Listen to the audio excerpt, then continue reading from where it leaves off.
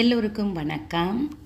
Aadhira ஆன்மீகா YouTube சேனலுக்கு உங்களை அன்போடு வரவேற்கின்றேன். நல்லதை நினைப்போம், நல்லதை நடக்கும்னு சொல்லி இந்த பதிவை நான் ஆரம்பிக்கிறேன். இந்த உயிரினங்கள் உங்கள் வீட்டுக்கு வந்தால் துரதிர்ஷ்டம் வரப்போகிறது என்று அர்த்தம். உடனே இதை செய்யுங்கள், அதிர்ஷ்டமாக மாறும் அப்படின்னு தலைப்பு போட்டிருக்க இல்லைங்களா? அது என்னன்னு பார்க்கலாம்.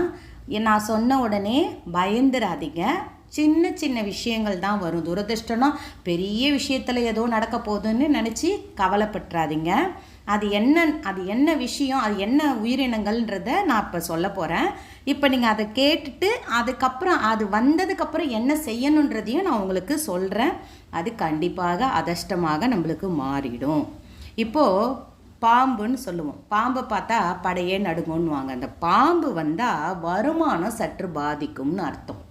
ஓகேங்களா? அடுத்தது வவ்வால் உள்ளே வந்தாலே நிறைய பேர் பில்லி சூனியம் அது இதுன்னு நம்ம நினைப்போம். ஆனால் வவ்வால் வீட்டுக்கு வந்தால் மன கஷ்டம் வரும்னு அர்த்தம். தவளையிலே அந்த தவளையிலே தேரை தான் முக்கியமாக சொல்லுவாங்க. தேரை வந்ததுன்னா நோய் ஏதோ வரப்போகுதுன்னு அர்த்தம். கரையான், வீட்டில் கரையான் பிடிச்சதுன்னா அந்த வீட்டுக்கு பணம் கரைய போகுதுன்னு அர்த்தம்.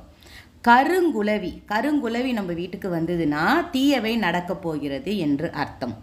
குரங்கு, எதிரிகள் பக்கத்தில் உள்ளனர் என்று அர்த்தம். குரங்கு வந்துச்சுன்னா எதிரிகள் நம்ம பக்கத்தில் காட்டி கொடுக்குது.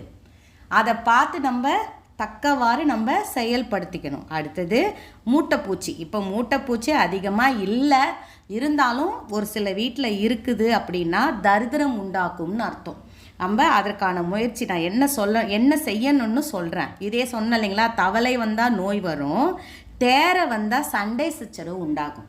இதை பற்றி நிறைய நான் ஆல்ரெடி ஒரு வீடியோவே நான் போட்டிருக்கேன். தேரை வந்தால் என்ன பண்ணும் அப்படின்னு. ஆமை, உடும்பு.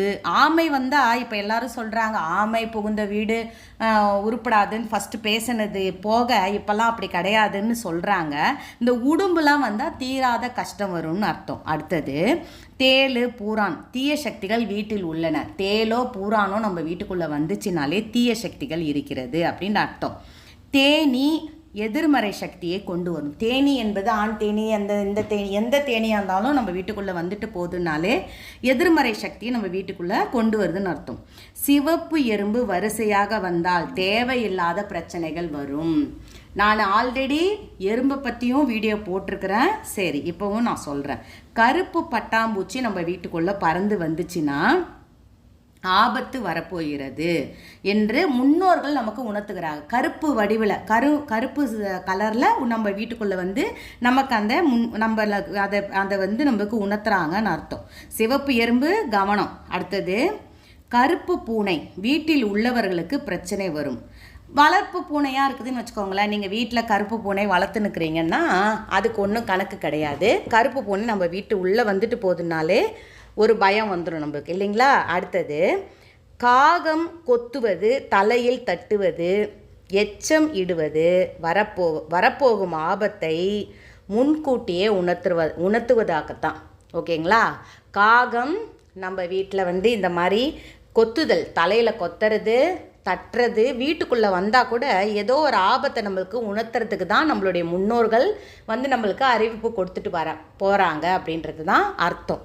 இப்போ நிறைய நான் உயிரினங்களை பற்றி உங்களுக்கு நான் சொன்னேன். இது எல்லாமே இது ஒன்று எங்கள் வீட்டுக்கு வருதுமா, ஆமாம்மா பிரச்சனை தான்மா நடந்துக்கிட்டு இருக்குது, என்னம்மா செய்யணும், நான் என்ன பண்ணணும்? இந்த மாதிரி உயிரினங்கள் எங்கள் வீட்டுக்கு இன்றைக்கி வந்துச்சு, நேற்று வந்துச்சுன்னு இப்போ நிறைய பிள்ளைங்க இப்போ கமெண்ட்ஸில் எனக்கு போடுவீங்க. இந்த மாதிரி ஆமாம்மா நேற்று வந்துச்சு, இன்றைக்கி வந்துச்சுன்னு.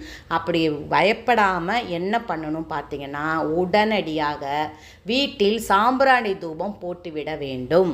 அடுத்தது என்ன பண்ணணும்? சாம்பிராணி தூபம் போட்டாலே எந்த மாதிரி உயிரினம் வந்துட்டு போனாலும், ஆனால் இதுக்கெல்லாமே நம்மளுக்கு என்ன பண்ணுவோம் பார்த்தீங்கன்னா, அடித்து விரட்டலாம், தவறு கிடையாது. அதை அடித்து விரட்டிட்டு அடுத்த நிமிஷம் அதுக்காக அடித்து விரட்டினால துரத்தி விட்டாலும் உங்கள் விருப்பம், துரத்தி வெளியில் விட்டுட்டு மற்றதுக்கெல்லாம் நம்ம சாம்பிராணி தூபம் போட்டுட்டு அடுத்து என்ன பண்ணோம், மஞ்சள் தண்ணி இருக்கு இல்லைங்களா, அதில் வந்து கொஞ்சம் பன்னீரும் கொஞ்சம் கல்லுப்பும் கலந்து அதை வீடு முழுவதும் தெளித்து விடுங்க. அது எந்த இடத்துல குறிப்பாக அது நடந்துட்டு போச்சோ அந்த இடத்துல அந்த மஞ்சள் கலந்த தண்ணீரை நீங்கள் தெளிச்சிட்டிங்கன்னா வீடை ஒரு தரம் தொடச்சி விட்டா கூட நல்லது. இதை பண்ணிட்டோன்னு வச்சுக்கோங்களேன், கோமியம் கிடைச்சா அதை விட நல்லது. கோமியத்தால் நம்ம செஞ்சிட்டோன்னா நம்ம வீட்டுக்கு எந்த கஷ்டமும் வராது, அதிர்ஷ்டமே வரும். அந்த கஷ்டம் கூட அதிர்ஷ்டமாக மாறிடும். நல்லதே நடக்கும். வாழ்க வளத்துடன், வெற்றி நிச்சயம்னு சொல்லி இந்த பதிவை நான் நிறைவு செய்கிறேன். இன்னொரு பதிவோடு உங்களை நான் மீட் பண்ணுறேன்.